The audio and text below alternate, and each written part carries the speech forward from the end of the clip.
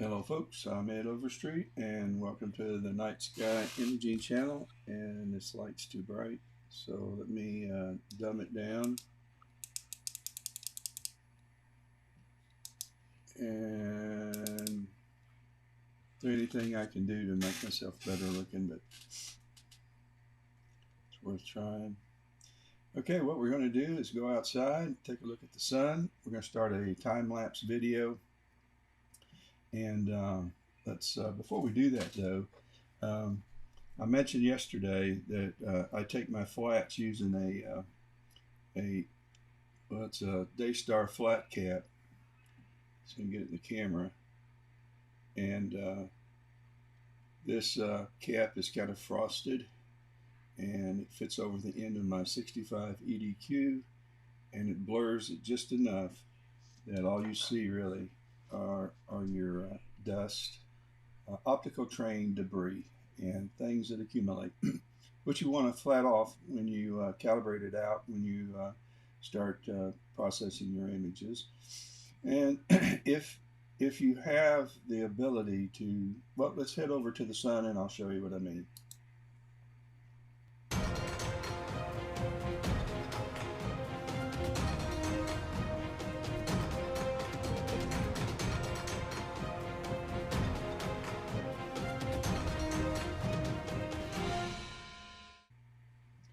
Alrighty, I have centered the sun. This is a live view, by the way. We're looking at the sun live, but defocused. And I intentionally defocused the telescope by 1,000 steps so that you don't see anything that even resembles the sun's surface. All you really see are these spots, which are debris, dust, that are on the optical train. Now, I know enough about this to know that these really precise spots right here are more than likely on my actual sensor, the camera sensor.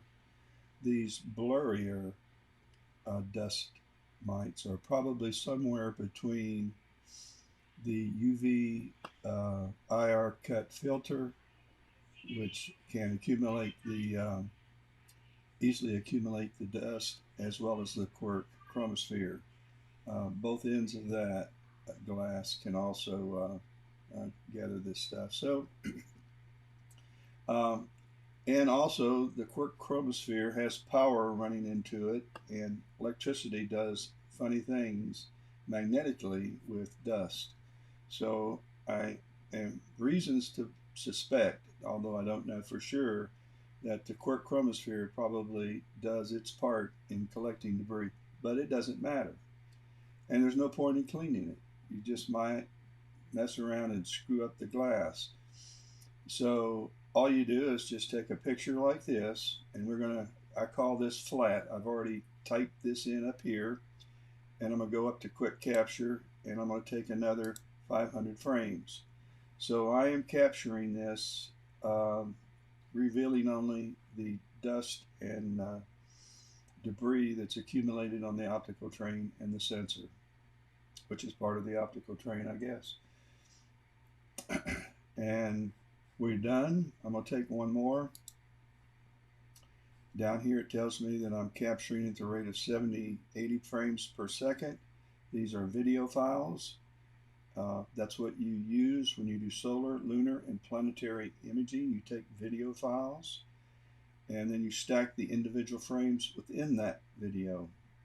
Now you don't do this with deep space. It's altogether a different beast when you're taking nebula galaxy images. But with planetary, solar, and lunar, you can take single images, but you get much more detail if you take with today's quality video. You can do a supreme job of getting detail frame by frame and then stacking it. You also, by stacking, you're able to eliminate or cull out those frames that are suspect due to turbulence, they go in and out of focus because of the atmospheric dispersion between my sensor and the sun. There's just a lot of thermal movement, and that has a negating effect really on the clarity of my signal. So during a run of, let's say, 1,000 frames, I will probably only keep 100 of those, and I'll throw away 900. I'll keep 100 of the very best. And fortunately, I don't have to make that decision. I use a software program called AutoStackert, which is step one in processing, and it goes through and it eliminates whatever percentage of the total I want eliminated. You also get some graphic, uh, a graphic view really of those frames that are good and those that are bad, so you have some idea as to the percentage you should choose. Excuse me. But let's try to get focus again, and let's move over to our target for today. And I hope to get 3 hours of total imaging time in on this target right here, and it's where we're going to center it. So I'm going to use this virtual hand controller. Hopefully it's still working, and let's move over. Wrong way. Take me a minute to get oriented. I've moved this scope around so many times. Let's see, I want to go down, so that's west. And I want to go back up, so that's south, everything. And I'm going to go east. I'm going to take this to 4 times sidereal because I'm moving too fast. We'll go 4 times sidereal instead of 16 times.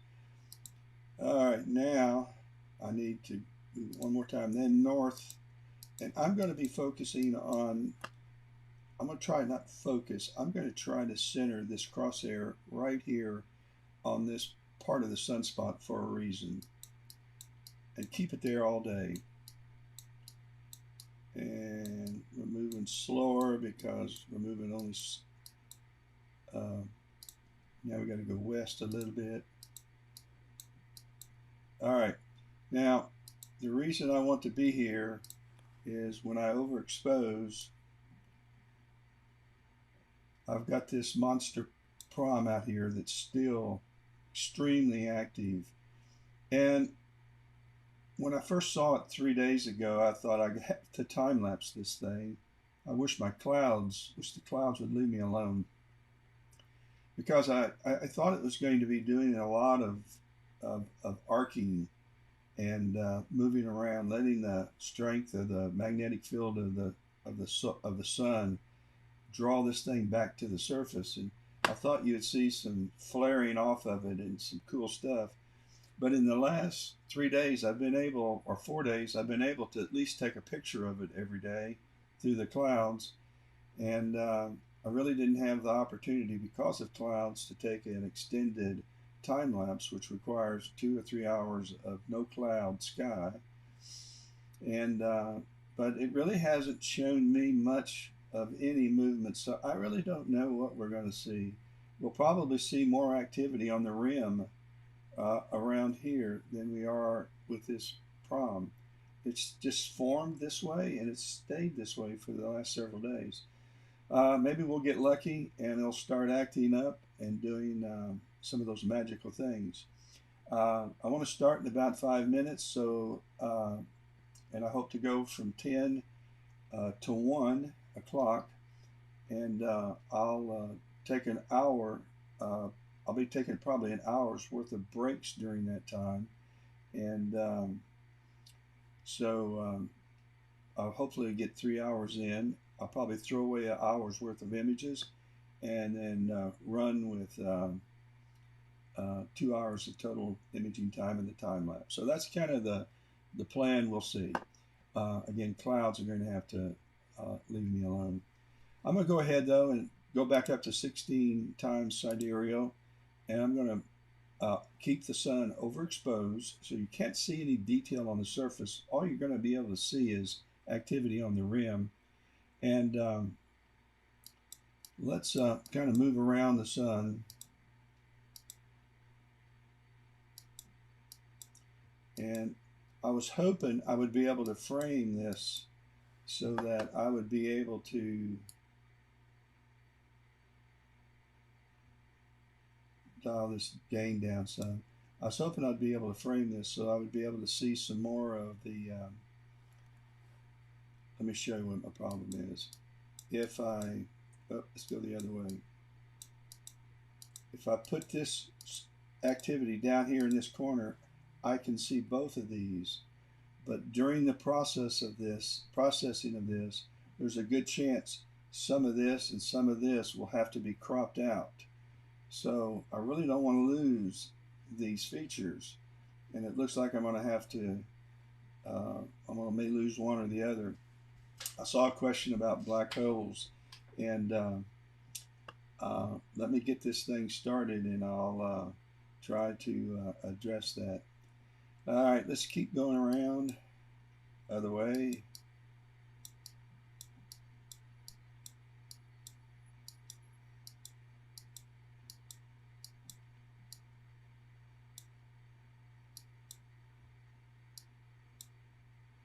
Let's bring us down a little bit this way. I'm just looking at the rim of the sun to see if there's any other spectacular stuff going on. Here we have a little, not a lot.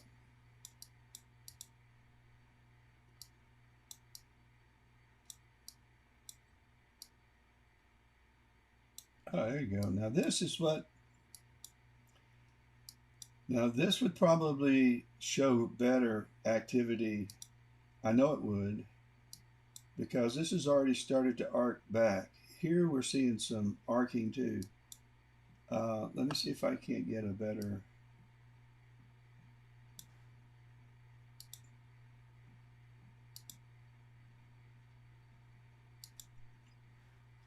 Okay, a time lapse of this over a period of 3 hours, and you're probably going to see all kinds of change taking place. That would be a, this would be a pretty significant. I was looking to see if there's anything on the surface worth imaging. No, but let me see if I can get a better focus while I'm here. And now let's look at the prom.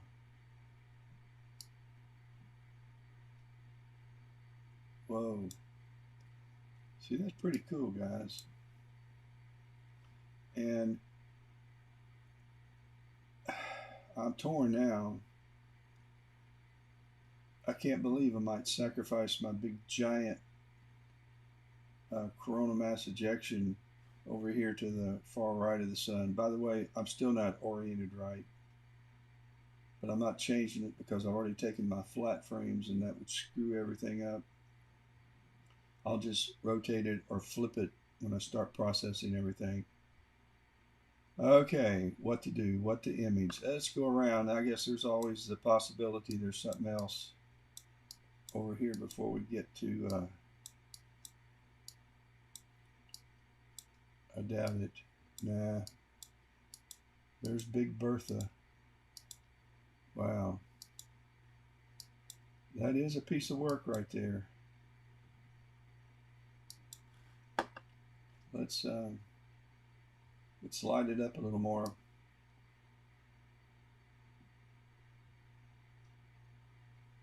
Well, that's what I'm going to do. I said I was going to do this one, so that's what I'm going to do. So I'm going to drop my focus down. Well, I need to.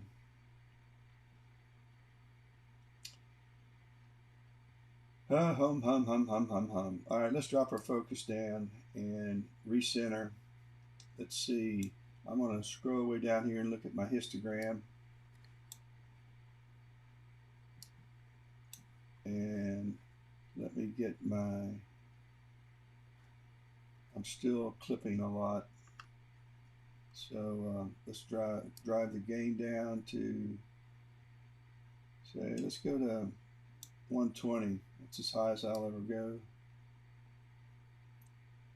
And let's see if we're clipped now.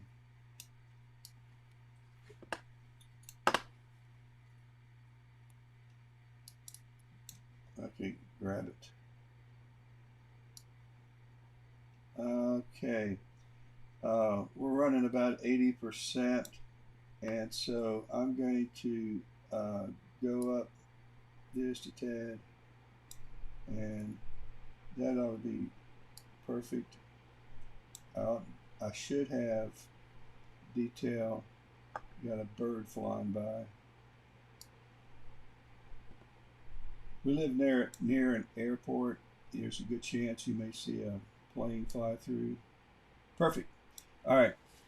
This is going to be our exposure, which is 120, and I'm just going to make this an even 10. So there'll be 10 120 for today. And now let's go back and center in my spot. And in order to do that, I need to go west, to go down,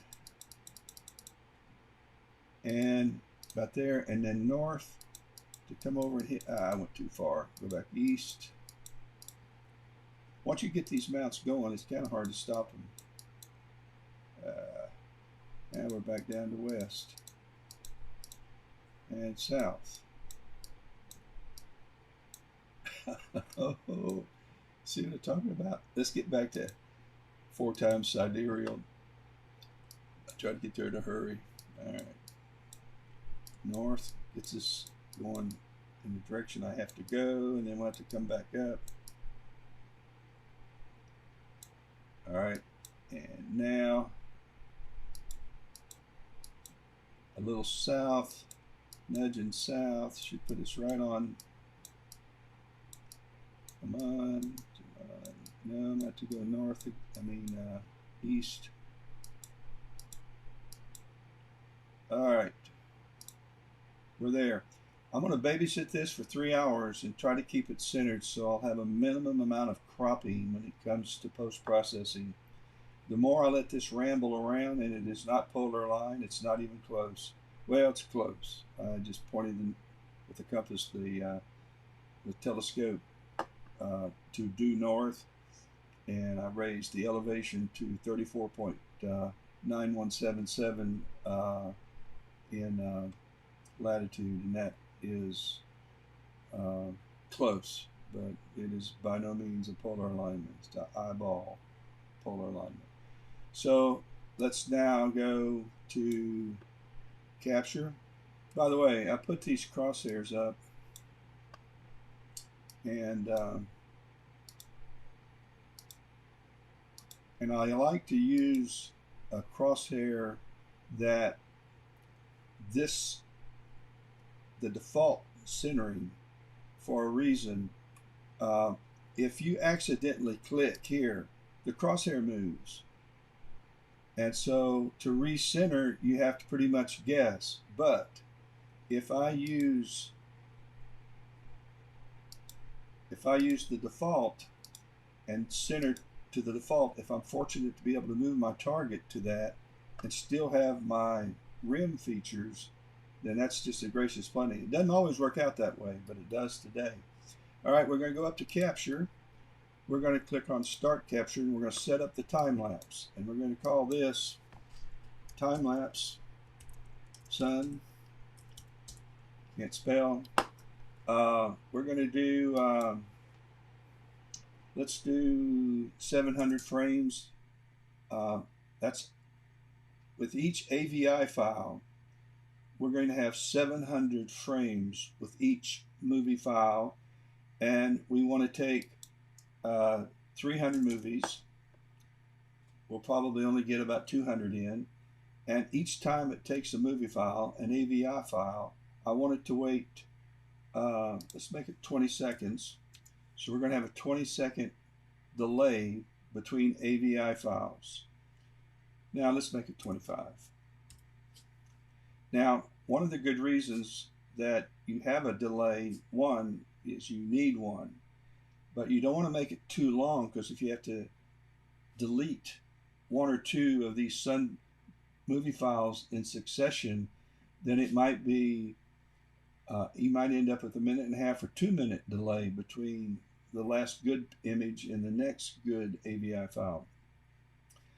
But at the same time, you want a little delay so that you have a chance to recenter and get ready for the next image. So the only other thing that I need to do is I need to, let's just cancel out of this. We'll have to do it again. I need to go up to File, Chart Cap Settings, File Names, and make sure, okay, here we are. We're at, we're on our planetary drive, and I did set it up. I just wanted to make sure that I was in the right folder and that I wasn't saving this to my hard drive on my computer, because it would fill up fast. I don't have much. So this is the this is where we're I'm anal about this. I'm gonna have to rename this. I don't like caps. I don't know how I got that in there.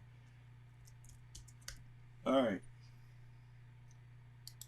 so it went ahead. You know why it did that? It's a good lesson. I still have the caps, and I'll show you why. When you make a change, any change using Sharp Cap,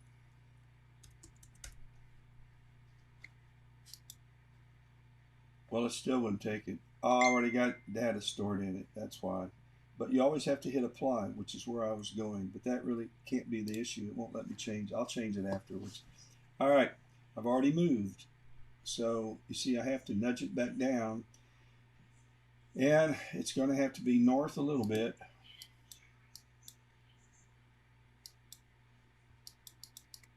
And then west a little bit. And then we'll go west a little bit. All right, I think I got it figured out. Okay, let's go back and start this whole thing. And we want to do 700. We want to do 300. We want 25 seconds. Up. Stop. Cancel. Did you see what I saw? Capture. Start capture. It's got flat up here. I want time lapse and solar.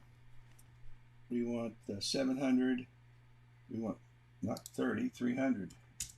Two things were wrong. And here we go. Let's look and see.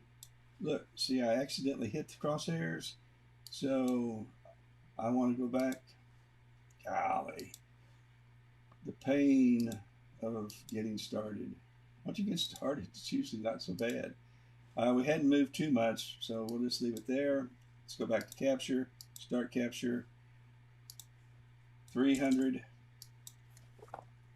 time lapse, solar, let's go. All right, we're off on our first one. Down here it tells me that we have, we're about 100 frames per second. We've knocked off our first video file, and it's waiting between 25 seconds, so we have 16 seconds to go. There's really no need to nudge this, but if I did, it would be east just a tad, because it's starting a little drift west. Bingo, we're taking our second file, and I'm going to go pull up my file system. I'm going to go to this, and time-lapse solar. By the way, these were the flats that I took with the dust cap.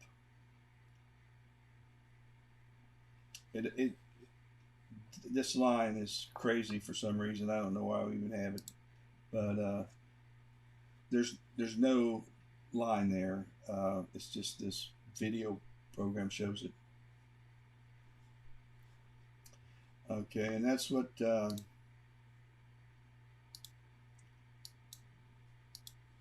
it went. You can see it then, and then these are the flats. Let's go back. That I took by defocusing.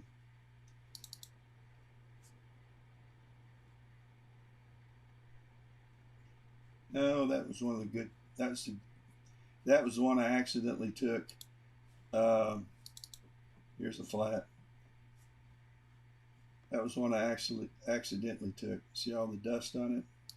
We're going to subtract that from my good image. But I wanted to go down here and make sure that we're collecting our videos, and we are. Now let me get back to babysitting them out. It's still pretty good. If anything, I'm going to have to come down north just a tad.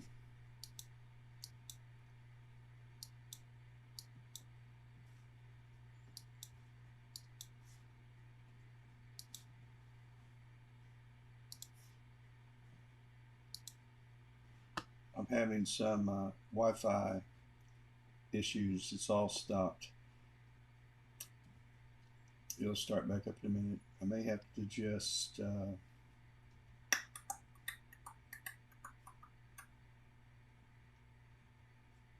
this is all Wi-Fi. See, my signal looks pretty good though.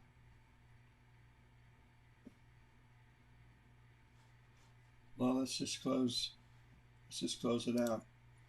And by the way, here's a view. Here's a view of the time lapse is still going, guys. It's just the connection between this telescope, which is tied to a computer underneath this towel, and it's rebooting. Log on failed. Everything's. We might just have a poor signal because my remote camera is also connected by Wi-Fi, and I'm about 100 feet away. All right, well, let's go ahead and reboot the planetary laptop. All right, we're back. Now I need to move north a little bit. We didn't stop capturing, we just lost signal. It's going to happen.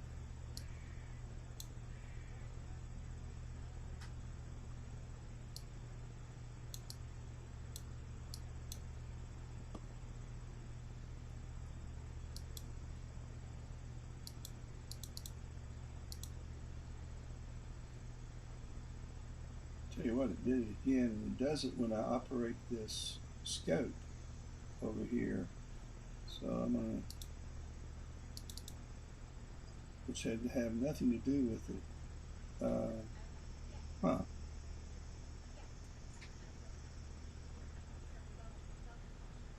Why do things like this happen when you're trying to do something like a time lapse?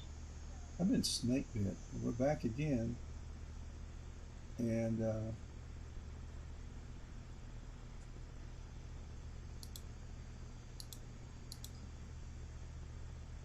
I tell you what I have done. I've lost connection with the. I'm gonna have to reset and restart this. I have lost connection with my mount, so not sure what happened.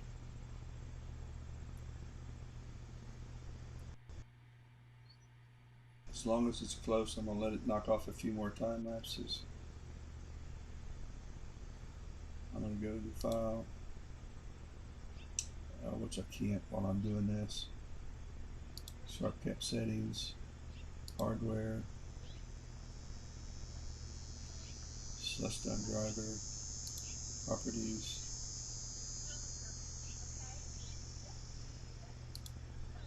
Everything looks like it should be working.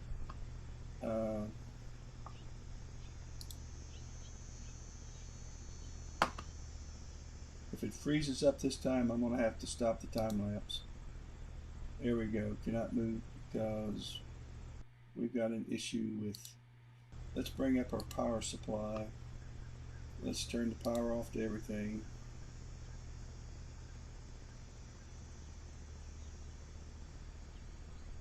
All we have really is the focuser and the mount plugged in. Let's turn that back on.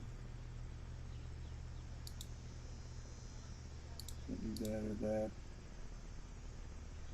So it's 98 degrees outside, by the way, guys, and the dew point 74. That's just crazy humidity. All right, now we're back. Still. All right, I am going to try a live reset. Cancel.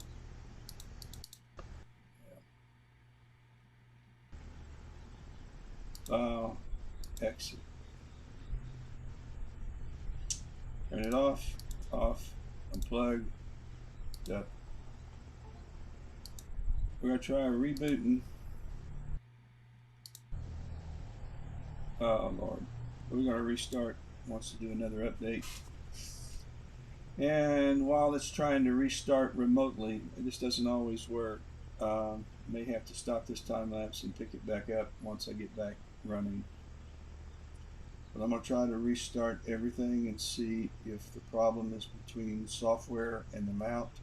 If it doesn't work, then it's at the mount, and I will probably have to change cables from the hand controller to the Pegasus power box, because I have suspicion that that cable is in need of replacing, and I have for several months. Just haven't done it. Those FIDA chips, they just, for some reason, don't hold out. Okay, we type our, let's boot up our Pegasus. Well, the pain of going live can be felt. All right, let's connect power. Let's turn the focuser on. And we're only drawing 0.17 amps with the mount. I mean, that's what we should be drawing. Okay, let's bring up SharkCat. And let's see if we can connect everything. I can go ahead and put the outdoor camera to sleep.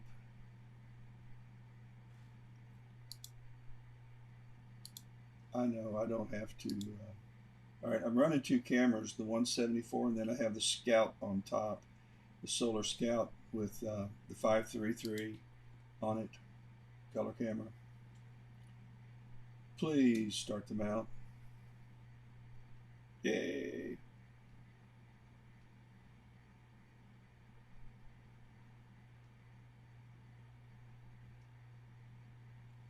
Well, it's not yay, because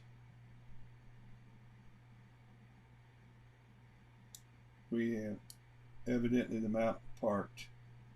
So, all right, this is going to be on hold. I'll come back after I've gone outside and worked with the mount, which is, I'm sure, parked now. So at least we have a connection from the software to the, we got everything turned on, but I'll need to go out there and do a solar alignment or use the last alignment feature and just reboot the mount. That's the problem you have from time to time with Celestron. It requires an alignment. And so here we go.